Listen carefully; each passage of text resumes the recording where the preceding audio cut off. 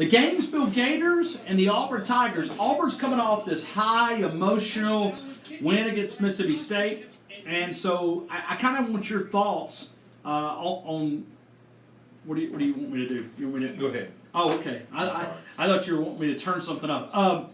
So Gainesville, and we look at the Gainesville Gators and the Auburn Tigers. What do you think? Because Auburn's got a pretty tough 3-game stretch here. Arkansas, Florida, and LSU. All 3 of those games on the road. The first of 3 starts Saturday in Gainesville. Well, you know, they've had the situation where they've got off to a great start, 5-0, and congratulations.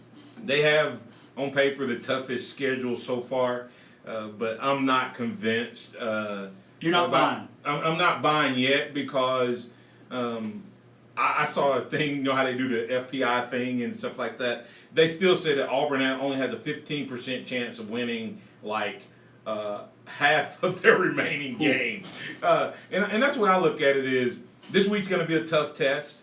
I think that this is going to be the best defense that Auburn has faced with the Florida Gators, and it's going to test that young freshman quarterback. Mississippi State, oh my God, I thought they were better than what they were, but they were garbage. Well, the time I got out of Bryant-Denny Stadium, it was over. I literally got in the car. I had no clue what the score was because I've been in the Saban press conference. I got in the car, Rodney Orr, myself. I got in the car, and Drew DeArmond and Brett Beard out of North Alabama. We got in the car, and we thought they were saying the wrong score because we were like, what happened? What happened? Because we were covering the Nick Saban press conference. So that was over virtually immediately. Wow.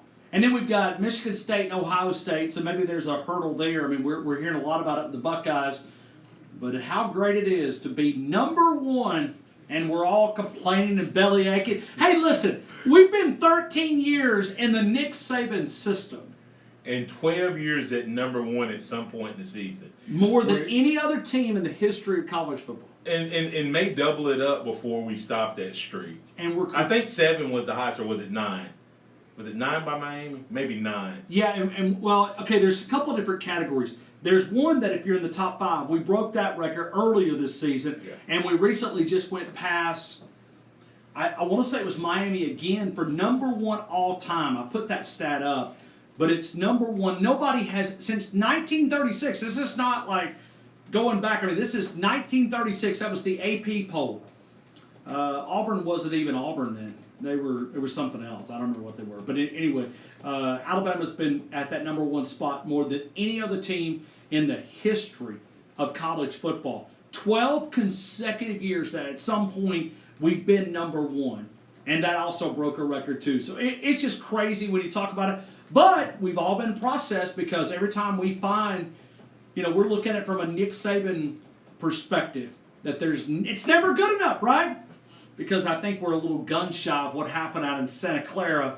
We thought that was a great football team, and they got beat by 28 points. But, hey, what do you think about your former player already planning the parade over there, your former teammate? Did you see that? I had not heard that. Dennis Dodd wrote the article, CBSSports.com.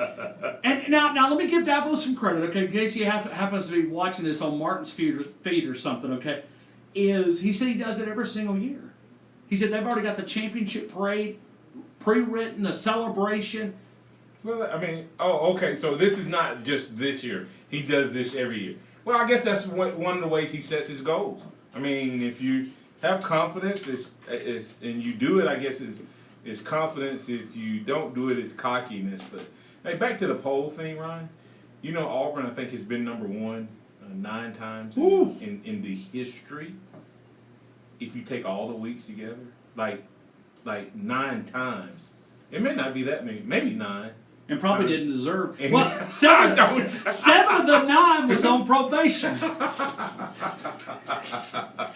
So bad. I'm sorry. I have way too much fun. I love you, little brother. All right, so listen, we do appreciate our affiliates. We appreciate the social networks.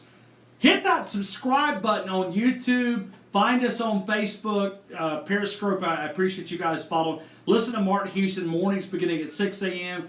We do it each evening, afternoon, 2 until 6.